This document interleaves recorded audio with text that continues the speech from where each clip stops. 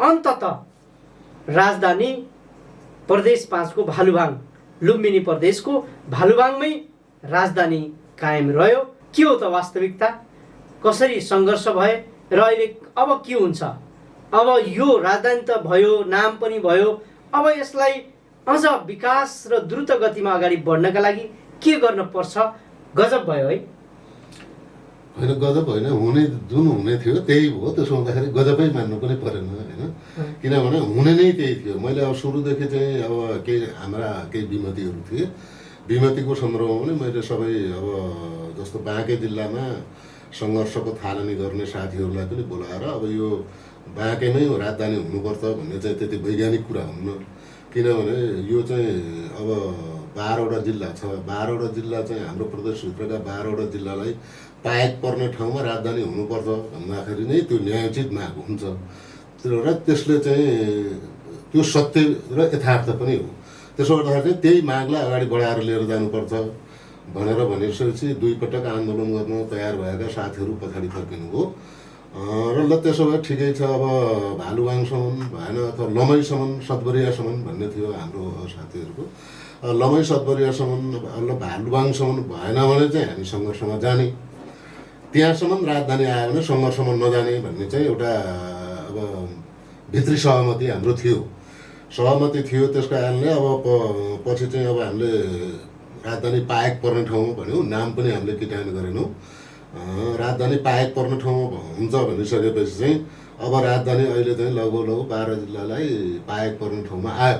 दोस्रो कुरो के हो भनेदेखि हिजो अब लुम्बिनी आज जुन लुम्बिनी प्रदेश भनेर चाहिँ हामीले राख्यौँ, नामाकरण गऱ्यौँ, त्यो लुम्बिनी प्रदेश पनि अब 12वटा जिल्लाको चाहिँ साझा नाम भयो। त्यसले पनि प्रदेशभित्र चाहिँ अब एकमना कायम गरेको छ। तर कस्तो छ भनेदेखि हाम्रो यो 5 नम्बर प्रदेश अहिले जसलाई हामीले लुम्बिनी प्रदेश भनेर नामाकरण गरिसक्यौँ, लुम्बिनी प्रदेशभित्र 3टा मनोविज्ञान छन्। एउटा मनोविज्ञान लुम्बिनीको, एउटा मनोविज्ञान राप्तीको र अर्को मनोविज्ञान चाहिँ भेरीको। अब 2टा मनोविज्ञान चाहिँ अहिले पुरा भए होइन। एउटा अब जस्तो लुम्बिनीले चाहिँ लुम्बिनी प्रदेश पायो, राप्तीले चाहिँ तपाईँको राजधानीको केन्द्र पायो, तर बाँकेले चाहिँ पाएको छैन। त्यसो हुँदाखेरि मैले अब सरकारसँग सदनमा उठाउने, सरकारसँग कुरा गर्ने र जनतालाई पनि सचेत गराउने कुरा के हो भने 3टा मनोविज्ञानलाई बराबरी चाहिँ अधिकार दिनु पर्यो। 2टाले पाए, महत्त्वपूर्ण अधिकार पाए होइन। एउटाले चाहिँ नामाकरण पायो, एउटाले राजधानीको केन्द्र पायो, तर भेरीले पाएको छैन। त्यसो हुँदाखेरि सरकारले गम्भीरतापूर्वक सोध्नुपर्छ यो विषय, भेरीको मनोविज्ञानलाई चाहिँ कुन चिजले चाहिँ परिपूर्ति गर्ने भन्ने कुरालाई चाहिँ सोध्नुपर्छ। अब त्यहाँ भन्न त हाम्रो मुख्यमन्त्रीले कतिपय सन्दर्भमा भन्नुहुन्छ अब यो चाहिँ औद्योगिक करिडोर बनाउने होइन, एउटा मेन सिटीको रूपमा लाने भन्ने उहाँको कुरा छ। तर त्यसले मात्रै त त्यो त सबै ठाउँमा छ होइन, सबै ठाउँमा छ, त्यसले मात्रै हुँदैन। तर त फेरि स्वाभाविक रूपले एउटा चाहिँ तपाईँको मान्छेहरूले स्वाभाविक रूपले सोध्ने कुरा के हो भने तपाईँले एउटा चिज परिपूर्ति भयो भनेर मान्छे सन्तोष भएर बस्दैन, किनभने उसले अर्को कुरो खोज्छ। र अब भेरीको मनोविज्ञानको कुरा गर्नुहुन्छ भने भेरी चाहिँ अब यहाँ व्यावसायिक साथीहरू, अब सामाजिक संस्थाका साथीहरू, त्यसपछि बुद्धिजीवीहरू, विद्यार्थीहरू सबैको कुरा के छ भनेदेखि अब आम मान्छेको कुरा भन्नुहोस् न, आम जनताको कुरा चाहिँ अब बाँके बर्दिया चाहिँ खोक्रो नै भयो भन्ने छ। तर त्यसलाई परिपूर्ति चाहिँ सरकारले कसरी गर्ने भन्ने कुरा चाहिँ सरकारले गम्भीरतापूर्वक अब सोध्नुपर्छ। हाम्रो चाहिँ अबको अभियान भनेको त्यतातिर हुन्छ। र दोस्रो कुरा चाहिँ अब राजधानीको केन्द्र पनि तोकियो, प्रदेशको नामाकरण पनि गरियो। अब राजधानी बनाउने कुरो चाहिँ राजधानी तोकिएको ठाउँबाट टाढा बसेर राजधानी छिटो निर्माण हुँदैन। त्यसो हुँदाखेरि राजधानी तोकिएकै ठाउँमा नजिक सरकार आएर राजधानीको नजिकै सरकार बसेर चाहिँ त्यो कामलाई छिटोभन्दा छिटो राजधानीको केन्द्रको काम चाहिँ सक्नुपर्छ। अब टाढा बसेर चाहिँ काम हुँदैन भन्ने चाहिँ मेरो आफ्नो बुझाइ छ। यो विषयमा पनि एउटा छलफल चाहिँ त्यसो तपाईँ लामो समयदेखि सङ्घर्ष गर्नुभयो, धेरै सांसदहरूले सङ्घर्ष गर्नुभयो, तर तपाईँ त डेरै लिनु भएन नि? होइन, डेरा त यसो भयो, मैले त्यसलाई अब अस्थायीकै रूपमा मानेको थिएँ। अस्थायीको रूपमा मानिसकेपछि मैले जबसम्म थाई राजधानीको केन्द्र र नामाकरण हुन्न तबसम्म चाहिँ मैले डेरा चाहिँ लिँदैन भने त्यसमा मेरो एउटा तर्क थियो। अब डेरा लिएपछि एउटा खाट किन्नु पऱ्यो, 2-4वटा थाल किन्नु पऱ्यो, 2-4वटा गिलास किन्नु पऱ्यो, एउटा चाहिँ अब ग्यास गर्नु पऱ्यो होइन, ग्यास ठुलो किन्नु पऱ्यो। अनि सबै भएपछि अस्थायी भयो, त्यही थाई घोषणा गरेँ भने त म त सङ्घर्ष गर्न आउनुपर्छ जनता बिच। अब त्यो सबै लटरपत्र बोक्नु चाहिँ गाह्रो हुन्छ। त्यसमा त्यो झोला लगेर राख्ने, होटलमा बस्ने, झोला बोकेर आउने, त्यहाँ घोषणा गऱ्यो भने पनि त्यहाँ आफ्नो असहमति राखेर जनताको बिचमा सङ्घर्ष गर्न आउने भन्ने चाहिँ मेरो मुख्य लक्ष्य थियो। अब राम्रै भयो, त्यो दिन आएन। सङ्घर्ष गर्नुपर्ने दिन आएन, हजुर, अझै सडकमा आउनुपर्ने दिन आएन। तर पनि के हो भनेदेखि अब हामीले सोच्ने भनेको कुरो के हो भन्नु होला भने अब सङ्घर्ष भनेको चाहिँ तपाईँको स्थायी चिज हो। कतिपय मान्छेहरूले भन्छन् सङ्घर्ष भनेको अस्थायी चिज हो, किनभने आर्थिक रूपले परिपूर्ति भयो भने सङ्घर्षको आवश्यकतै पर्दैन भन्छन्। त्यो गैर मार्क्सवादी विचार हो त्यो, किनभने सङ्घर्ष भनेको थाई हो होइन। त्यसो हुँदाखेरि चाहिँ सङ्घर्षलाई आर्थिक रूपले सम्पन्न भएपछि तपाईँको विचार चाहिँदैन, राजनीति चाहिँदैन भन्ने कुरा एकदम गलत कुरा हो। जति सम्पन्न भयो भने विचार राजनीति भनेको चाहिँ त्यो महत्त्वपूर्ण पार्ट हो। तपाईँ हरेक चिजको परिवर्तन जब गर्नुहुन्छ, हरेक चिजको परिवर्तन गर्दाखेरि तपाईँले आफ्नो दृष्टिकोण अनुसार परिवर्तन गर्नुहुन्छ, आफ्नो राजनीतिक लाइन अनुसार परिवर्तन गर्नुहुन्छ। हामीले विकासका कुरा हेर्छौँ, विकासका कुरा हेर्दा पनि तपाईँ चिनियाहरूको विकासलाई हेर्नुहोस्, अमेरिकनहरूको विकासलाई हेर्नुहोस्, फरक छ होइन। किनभने त्यहाँ दृष्टिकोणले काम गरेको छ। चिनियाहरूको विकासको एउटा दृष्टिकोण छ, अमेरिकनहरूको विकासको अर्को दृष्टिकोण छ। त्यहाँ चाहिँ कुनै न कुनै ढङ्गले दृष्टिकोणले नै काम गरेको छ। त्यसो हुँदाखेरि के हो भनेदेखि अब अहिले स्लोगान पनि बाहिर आएको छ, अब कहाँ जाने त भन्दाखेरि चाहिँ अब दिगो विकासमा जाने, आर्थिक सम्पूर्णता गर्ने होइन। त्यहाँबाट चाहिँ अब त्यसपछि चाहिँ कुनै अब सङ्घर्ष गर्नुपर्ने त ऊ भएन, आवश्यकता भएन भन्ने छ। त्यस्तो हुँदैन, किनभने वर्गीय समाजमा यो समाज वर्ग समाज होइन। त्यत्रो चाहिँ तपाईँको विकास गरेको अमेरिकामा समानता त छैन नि, असमानता छ। त्यत्रो युरोपियन मुलुकहरू त्यत्रो विकास गरेका छन्, त्यहाँ असमानता छ। त्यसो हुँदाखेरि चाहिँ त्यो किन हुँदो रहेछ भने मैले एउटा चाहिँ तपाईँको यो पर्यटक आएको फिनल्यान्डको यहाँ भेटेँ मैले। अनि नेपाल किन रोज्नुभयो त भन्दा नेपाल सबभन्दा सस्तो छ, त्यो भएर रोजेँ। अन्त धेरै महँगो छ। अनि पर्यटकहरू यहाँ किन आउँछन् त, सबभन्दा गरिब पर्यटक चाहिँ नेपाल आउँछ, त्यसले त पुष्टि गर्छ नि त होइन। त्यसो हुँदाखेरि चाहिँ के रहेछ भनेदेखि अब समानताको कुरा चाहिँ हामीले गरिरहेका छौँ होइन। अब समानताको कुरा गर्दाखेरि त्यसका पनि हरेक पाटा हुन्छन् होइन। समानता भनेको पनि निरपेक्ष हुन्न, त्यसो सापेक्ष हुन्छ। अब त्यसो हुँदाखेरि चाहिँ के हो भनेदेखि अब जहाँ वर्ग समाजको वर्गको अन्त्य हुन्न, त्यो समाजमा सङ्घर्ष त अनिवार्य हुन्छ होइन। सङ्घर्षका रूप कस्ता हुन्छन् त्यो फरक कुरा हो, तर सङ्घर्ष त हुन्छ। त्यसो हुँदाखेरि चाहिँ आर्थिक सम्पन्नताले चाहिँ तपाईँको सङ्घर्ष गर्नु पर्दैन भन्ने कुरा चाहिँ मार्क्सवादी दृष्टिकोणबाट ठिक होइन भन्ने लाग्छ मलाई। 5 नम्बर प्रदेश अथवा लुम्बिनी प्रदेशको आर्थिक समृद्धिका कुरालाई ल्याएर यहाँले जोड्नु भएको छ भने अब यो यसको भालुवाङ जुन छ, यो चाहिँ भालुवाङलाई केन्द्र बनाइरहँदा यसलाई चाहिँ एउटा क्यापिटल, एउटा यो प्रदेशकै राजधानी बनाइरहँदा अब यसका संरचनाहरूका कुराहरू छन् होइन, यसका अर्थका कुराहरू छन्, यी सबै कुरालाई कसरी जोड्छ, बिस्तारै कसरी छ, यसको प्लानिङ त भइसक्यो होला नि? होइन, यसको प्लानिङ त अब राजधानी कस्तो बनाउने, कुन प्रकारको बनाउने, कुन डिजाइन गर्ने भन्ने कुरो त अब त्यसलाई चाहिँ डिजाइनमै जानुपर्छ। प्राविधिकहरूको कुरा हजुर। अब त्यो छिटोभन्दा छिटो चाहिँ त्यो चाहिँ हामीले गर्नुपर्छ, सम्पन्न गर्नुपर्छ। अब तपाईँको आर्थिक रूपमा तपाईँको 5 यो अहिले लुम्बिनी प्रदेश लुम्बिनी प्रदेश आर्थिक रूपमा कमजोर प्रदेश होइन, सम्पन्न प्रदेश नै हो। तर त्यसलाई हामीले कसरी प्रयोग गर्छौँ, उपयोग चाहिँ कसरी गर्छौँ होइन। उपयोग गर्न जान्दाखेरि चाहिँ हामी समृद्ध बनिहाल्छौँ होइन। मैले त्यही भएर अघि नै भने नि, सबभन्दा ठुलो कुरो दृष्टिकोण हो। दृष्टिकोण चाहिँ तपाईँको क्रान्तिकारी भयो, परिवर्तनकारी भयो, अग्रगामी भयो भनेदेखि परिवर्तन पनि त्यही ढङ्गले हुन्छ। अब दृष्टिकोण चाहिँ पक्षगामी भयो, प्रतिगामी भयो होइन, दक्षिणपन्थी भयो, संशोधनवादी चाहिँ भयो भने अनि त्यसले चाहिँ गतिलो काम गर्दैन। त्यसो हुँदाखेरि हरेक कुरालाई हेर्ने, हरेक कुरालाई बुझ्ने कुरा चाहिँ के हुन्छ भन्नु होला भनेदेखि त्यो चाहिँ वर्गसँग आधारित हुन्छ। वर्ग संरचना यो भूगोलभित्र कस्तो छ, त्यो वर्गको संरचना हामीले कसरी गर्नुपर्छ भन्ने विषयले नै त्यसलाई गर्दछ। जस्तो तपाईँले मार्क्सले चाहिँ फायरवाकरलाई भन्नुभएको छ त, हेगेल र फायरवाक होइन। मेरा पनि गुरु चाहिँ हेगेल र फायरवाक नै हुन्। अब उहाँहरू चाहिँ टाउको तल गर्नुभएको थियो, खुट्टा माथि पार्नु भएको थियो। अनि यसो हेरेँ मैले, बुझ्दै जाँदाखेरि यो टाउको चाहिँ माथि बनाइदिनुपर्छ भनेर मैले गरेको त्यति हो। खुट्टा तल पार्दै टाउको माथि लगेँ। त्यसो हुँदाखेरि विद्वान त उहाँहरू नै हो होइन। उल्टो थियो, मैले त सुल्टो मात्रै बनाइदिएँ भनेर भन्नुभयो। त्यसो हुँदाखेरि चाहिँ के हो भनेदेखि अब हाम्रो एउटा बुझाइ, खास गरी नेपाली समाजको बुझाइ, नेपाली समाज तपाईँको चाहिँ कस्तो छ भन्नु होला भने एउटा चाहिँ तपाईँको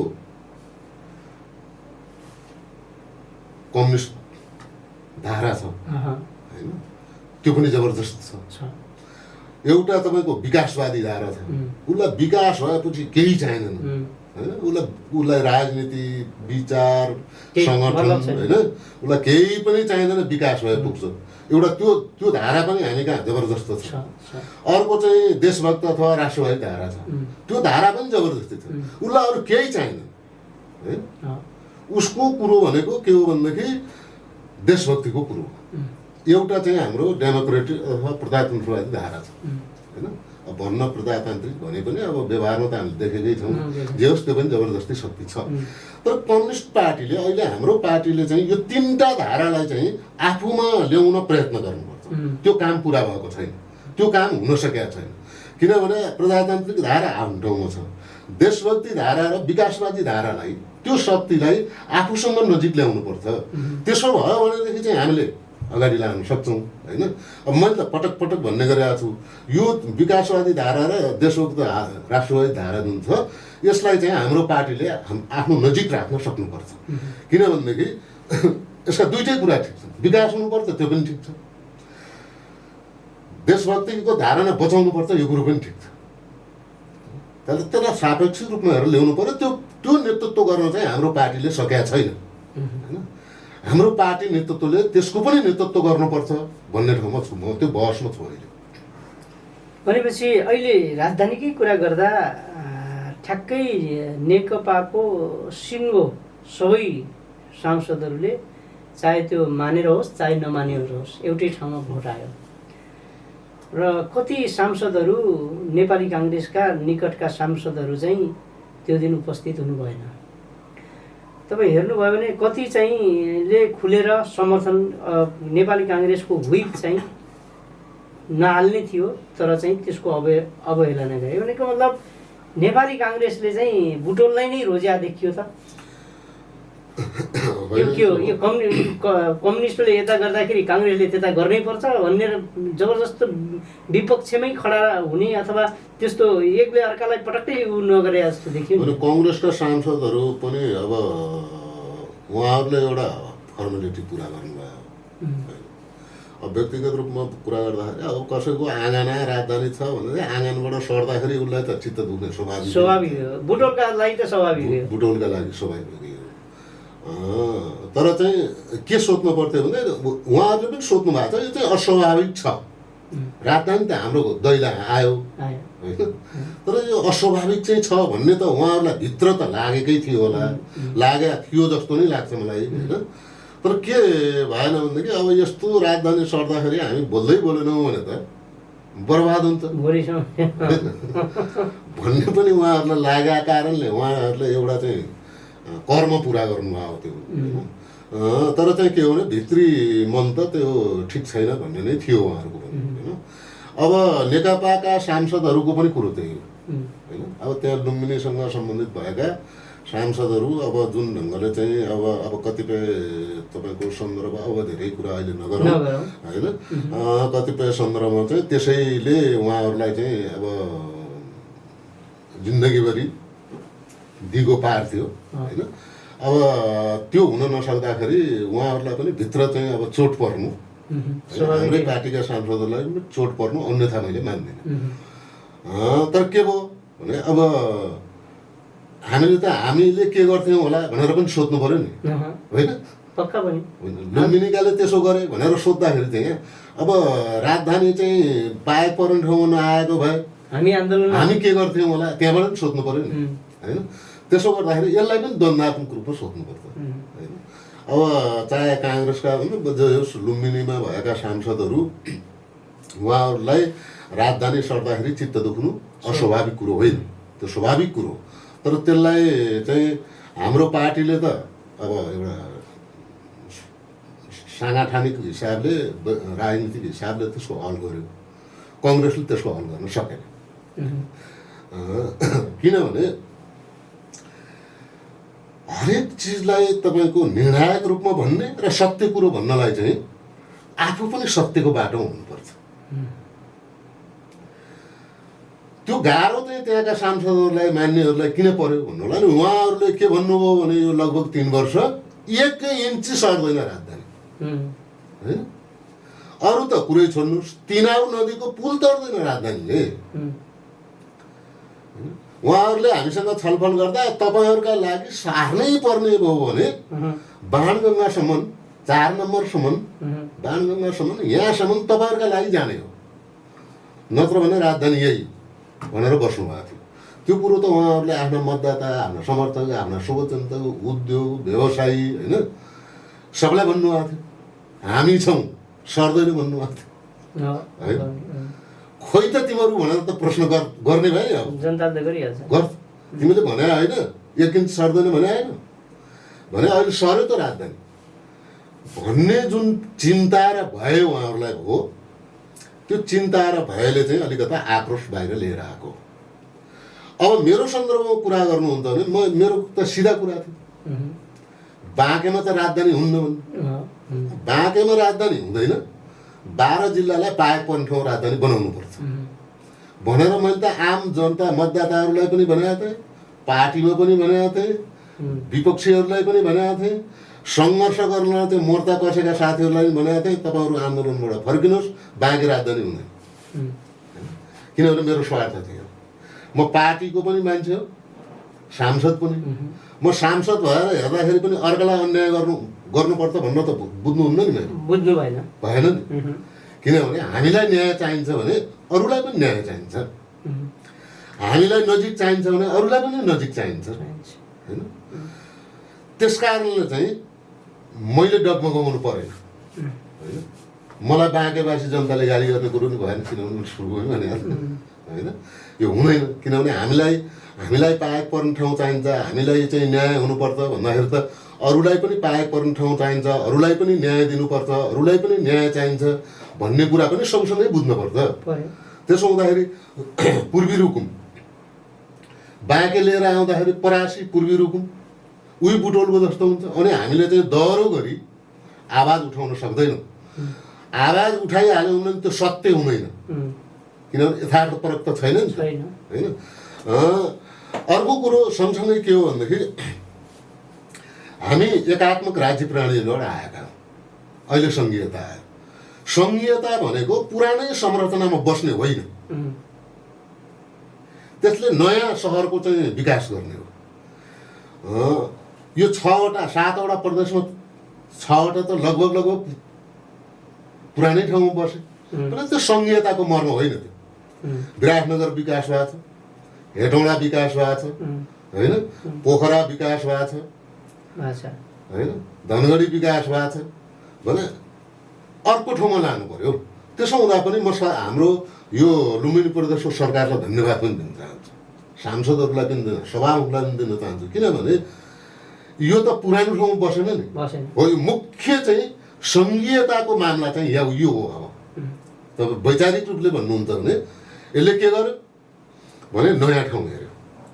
नयाँ ठाउँमा सहरको विकास गर्ने, किन राजधानी जहाँ हुन्छ त्यहाँ त स्वाभाविक रूपले सहर हुन्छ, नयाँ सहरको विकास हुन्छ। र यो चाहिँ एउटा तपाईँको सङ्घीयताको नयाँ मोडल चाहिँ अहिले हाम्रो 7वटा प्रदेशमा लुम्बिनी प्रदेशले मात्रै गरेको छ, अरू कसैले गरेको छैन। यो पनि हाम्रो गौरवको विषय। अब दोस्रो कुरो तपाईँको के हो भन्नु होला भने मैले अघि नै भने प्रदेशको नामाकरण पनि गऱ्यौँ। आज तपाईँ हामी लुम्बिनी प्रदेशका चाहिँ नागरिक छौँ।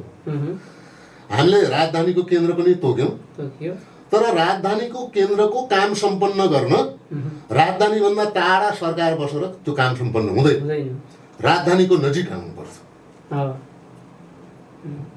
राजधानीकै घोषणा गरेको ठाउँमा राजधानी तपाईँको सरकार आएर बस्यो भने मात्रै त्यो कामले तपाईँको तीव्रता पाउँछ। त्यसो हुँदाखेरि यो कुरा पनि सरकारले अब गम्भीरतापूर्वक सोच्नुपर्छ।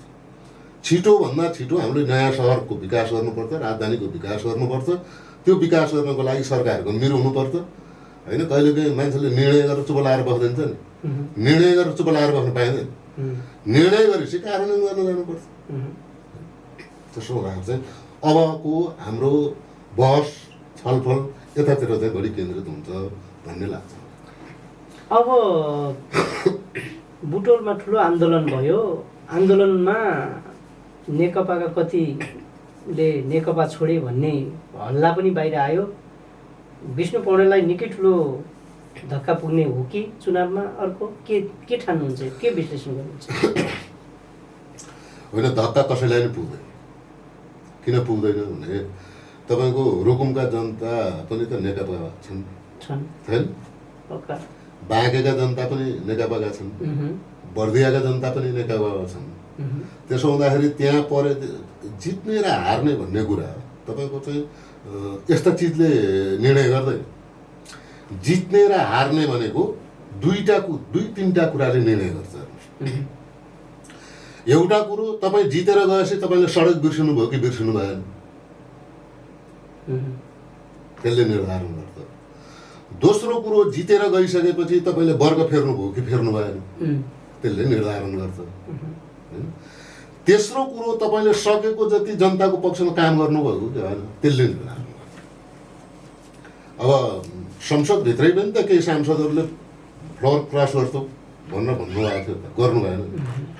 आफ्नो मत राख्नुभयो र गर्नु भएन। दलले एउटा निर्णय गरिसकेपछि त्यहाँ जानुभयो भने त्यहाँ पनि पार्टीसँग नजिक भएका पार्टी सदस्यहरूले राजीनामा दिएका छन्। पार्टीको नीति मान्नेमा बस्नुपर्छ।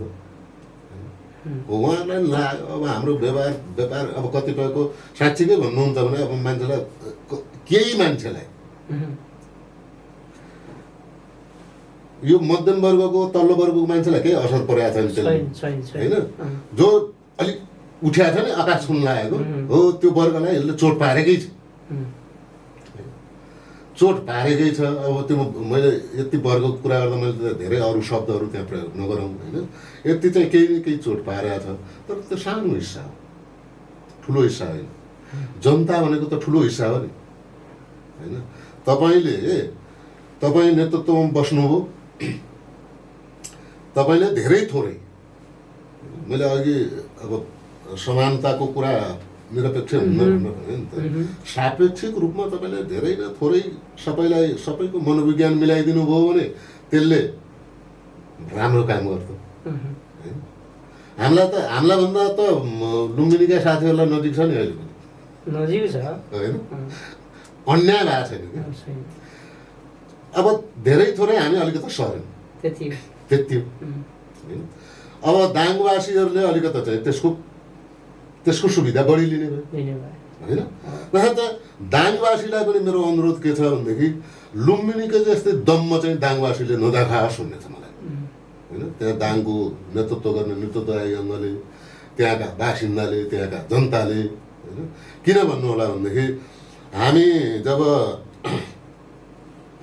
म आजको लुम्बिनी प्रदेशको कुरा गर्दैछु होइन, म त्यतिखेरको 5 नम्बर प्रदेशको कुरा गर्दैछु। अस्थायी राजधानी तोक्यो, हामीले चुनाव जित्यौँ। चुनाव जितेर चाहिँ हामी जाँदाखेरि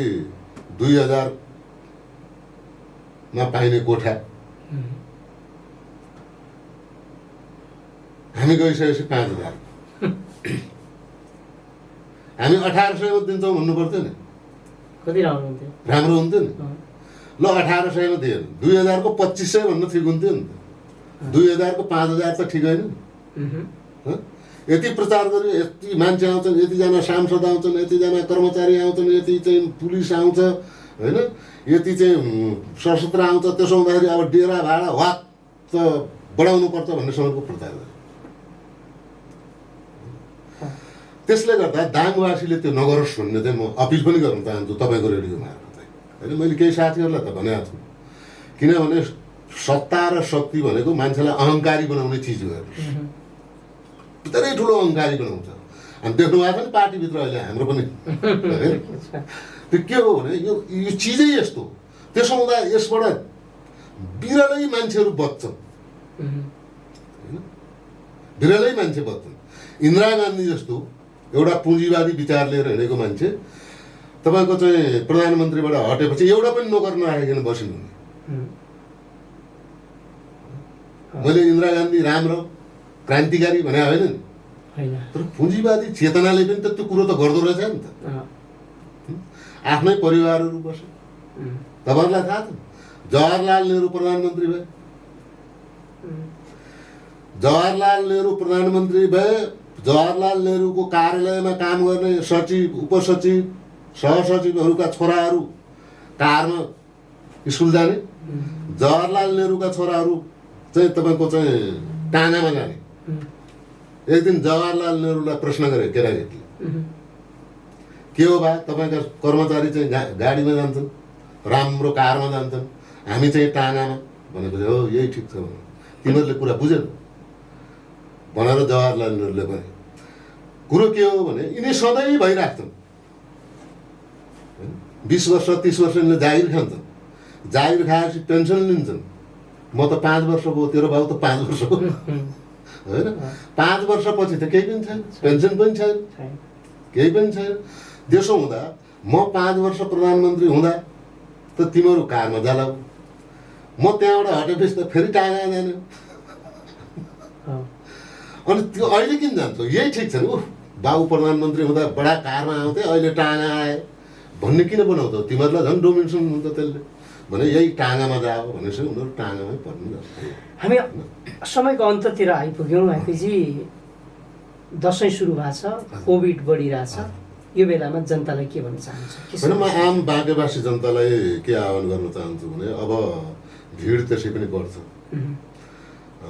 अब कोभिडको महामारी छ अब राम्रोसँग चाहिँ तपाईँको भिडभाड गरेर चाहिँ कोभिडको अन्त्य भएपछि अर्को साल बरु दसैँ तिहार मनाउँला होइन यो बेला चाहिँ असाध्यै सुरक्षित भएर सरकारले जुन नीति चाहिँ सार्वजनिक गरेको छ त्यो नीतिलाई मानेर होइन यहाँ लापरवाही नगरिकन होइन धेरै चाहिँ अब तडक भडक नगरिकन एकदम सुरक्षित भएर सबभन्दा ठुलो कुरो जीवन गर्नु होइन किनभने जीवन भयो भने पैसा कमाउन पनि सकिन्छ जीवन भयो भने विचार निर्माण गर्न पनि सकिन्छ जीवन भयो भने राजनीति गर्न पनि सकिन्छ तर जीवन नै रहेन भने केही पनि गर्न सकिन्छ त्यसो हुँदाखेरि यही तथ्यलाई यही कुरालाई चाहिँ स्वीकार गरेर चाहिँ एकदम सुरक्षित भएर चाहिँ दुःख नमानिकन किनभने यो चाहिँ एउटा महामारी हो यो महामारी हामीले देखाएको छैनौँ उसले त हामीलाई हेरिरहेको छ जब लापरवाही गर्छौँ उसले त्यही बेला एट्याक गर्छ त्यसो हुँदाखेरि चाहिँ यो चिजलाई चाहिँ आम जनता बाँकेवासी जनतालाई यो चिजप्रति सतर्क रहँदै आफ्ना चाडबाडहरूलाई चाहिँ सामान्य रूपमा चाहिँ मनाउन अनुरोध गर्छु। धन्यवाद छ यहाँलाई आफ्नो अमूल्य समय दिनुभएको लागि। हस् यहाँलाई धन्यवाद।